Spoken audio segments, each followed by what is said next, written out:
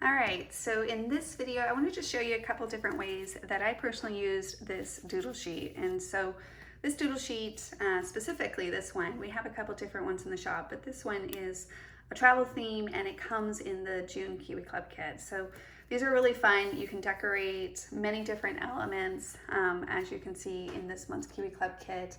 One of the ways that you can use this is just as a doodle. So basically using a fine point pen.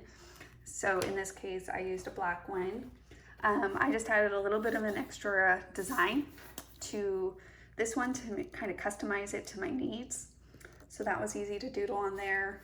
Sometimes it's really simple, just a little arrow. So I added that arrow to that corner. Just little places, like I thought, oh, I'm just gonna add a little extra something here. So I doodled that on there. Same thing. Here, I just kind of pointed towards where New York would be on that state, and just various other different ways, right? So like in this case, I needed just a little extra something up here, so I doodled behind this with this little line, just kind of adding a little texture and movement up at the top of that corner. The other way that you can use these doodle sheets is as a stencil, so cutting them actually out of pieces of paper. So not all of the designs, of course, would work for that, unless you love like fussy cutting, like real true fussy cutting in my mind.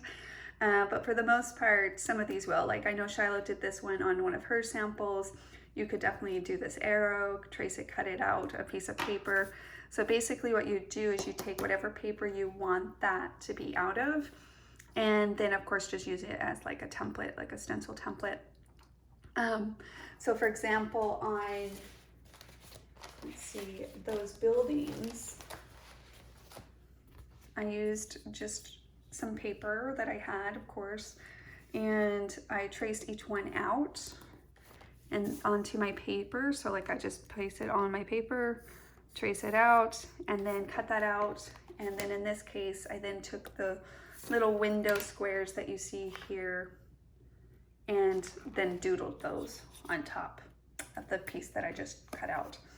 And so of course, even on this, like going back to this one, I did the stencil cut out and then also just doodled behind it to kind of give it that 3D shadow look. The other fun way that I kind of was playing around with these stencil sheets is using modeling paste. There's various different ones, and I will say this is a huge, I did not know that it was gonna be so big, because this stuff goes a long ways. So you really don't need big components of that.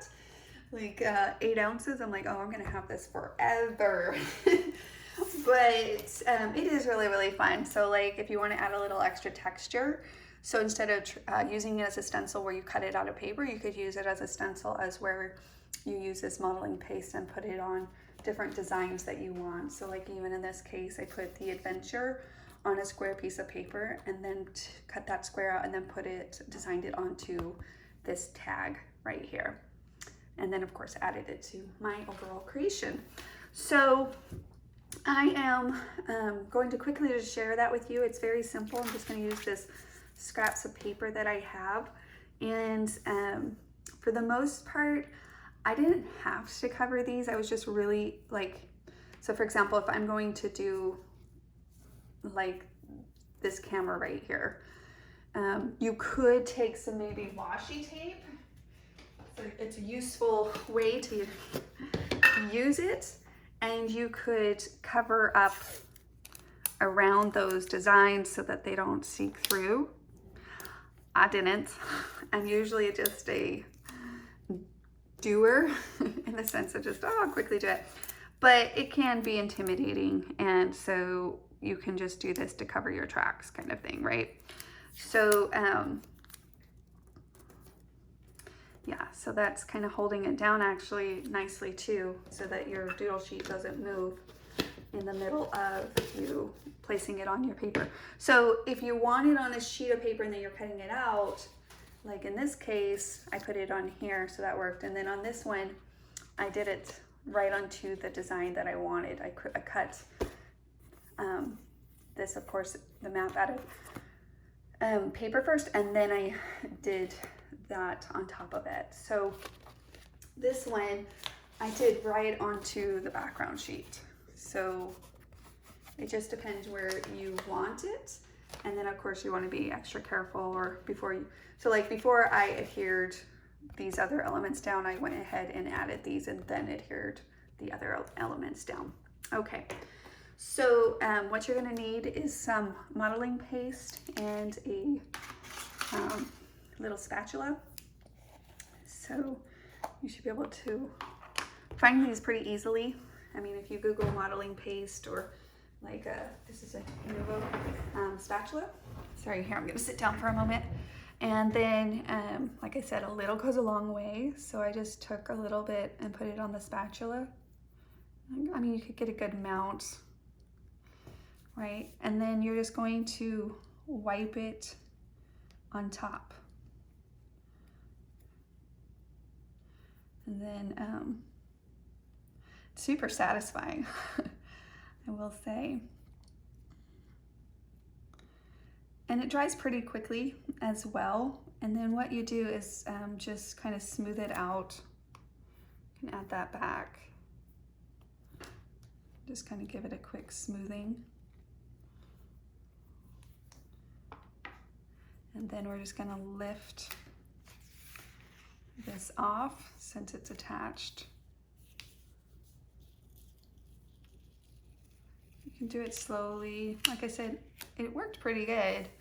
Nothing like crazy. I think the first one I did run, but then I just slowed down when I took it off. So here, that's a close look at that.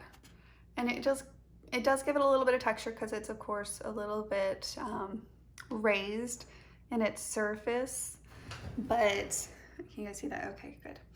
And so again, I would add it to whatever, not just a scrap of paper, but whatever creation that you're working on. And then this is just a baby wipe, and it just wipes right off. So it cleans up pretty fast and easy too. And again, you can do it with or without.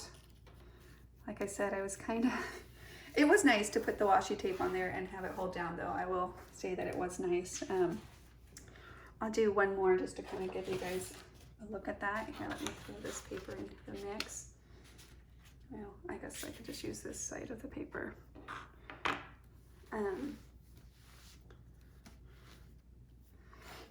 I haven't done the arrow yet, so I think I'm going to do the arrow because I think it would be fun actually, now that I'm playing a little bit more. If you had done, did that with the arrow and then cut it out of the paper and then add that in and of itself to like a little extra embellishment to your design.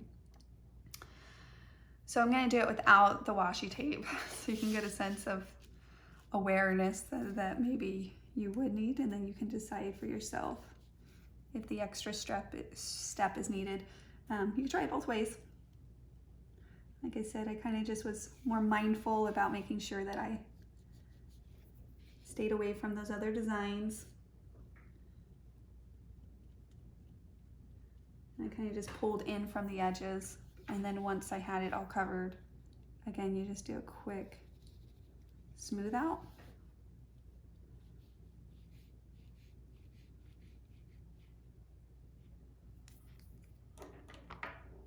And then you're gonna lift that. And there we go. So I'll go ahead and move these to the side so they can dry. Here, let me give you a close look of that.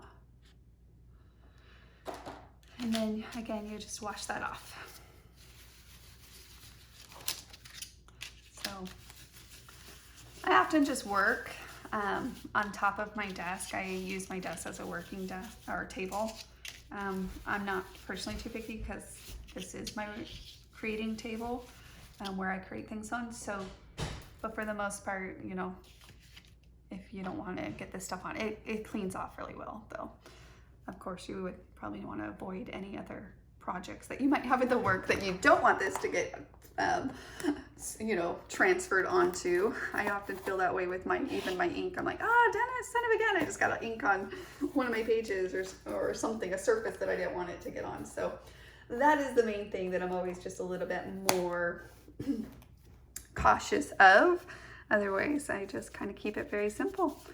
And it's a lot of fun. So hopefully that is something that either you want to give a try, or if you're wondering how I did it, hopefully that helps answer your question. And like always, I would love to see what you create. In general, I would love to see what you create. So make sure to share it with us using #create with Kiwi Lane. All right, thanks guys.